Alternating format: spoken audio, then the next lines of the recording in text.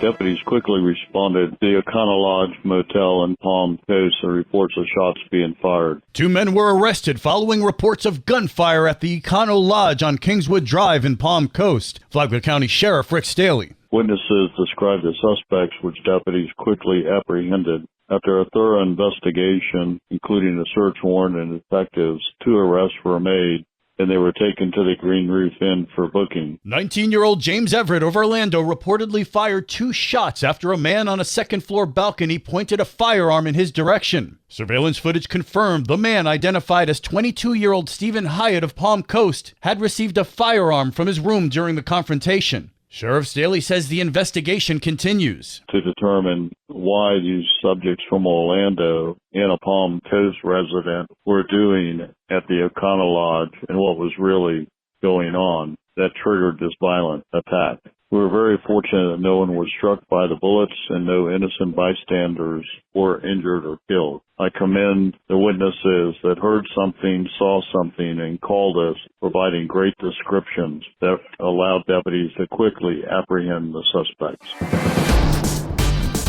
Good morning, Flagler County. I'm Rich Carroll. You're listening to Flagler's Morning News on Thursday, December 19th. The Palm Coast City Council is moving forward with new short-term vacation rental policies. The policy requires short-term rentals to file for rental licenses through Palm Coast and outlines policy requirements owners, operators, and renters must abide by. Those requirements include parking, trash disposal, occupancy standards, and background checks. More from Palm Coast Mayor Mike Norris. I'm hopeful that the state legislature won't take away our ability to regulate these short-term rentals because they are a problem. I'm sure we have great people that run their businesses and they're doing the right things for the community and supporting their families, but we don't want to intrude on other people's lives and make it miserable. Palm Coast Vice Mayor Teresa Pontieri doesn't want a negative view of short-term rentals. I remain open-minded to continue to try to hone this ordinance and find another solution to the complaint process to protect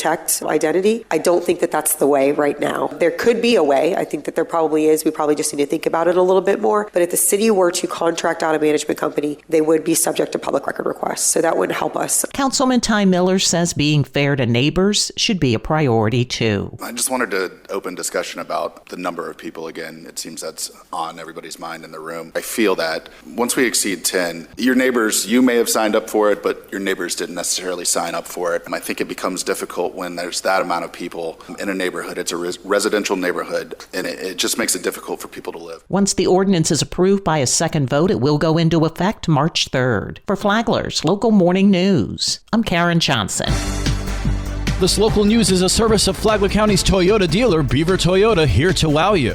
Matanzas High School is offering a cutting-edge cybersecurity program in computer science. The Matanzas High School Cybersecurity Program immerses students in the dangers of data and security breaches and how to prevent being a victim of cybercrime. Hi, my name is Amanda Seipert, and I am the cybersecurity teacher and A's computer science teacher at Matanzas. Amanda Seipert teaches both computer science and cybersecurity. One of her students, Audriana Johnson, says no one is immune to cybercrime. Even Matanzas High School was involved in a phishing scam recently. They went to pay the construction company and they got an email. That email turned out to be a scam and we lost a lot of money. Students can also attend the up-and-coming career fair to learn more about getting involved with the cybersecurity program. We will be having a countywide career fair for students at Matanzas and Flagler Palm Coast High School on February 28th at the Palm Coast Community Center. You can catch Teresa Rizzo and the Voices of Flagler's Future on WNZF Sunday mornings at 10 o'clock and on the Flagler radio app anytime you like. From the WNZF Newsroom, I'm Abby Stevenson.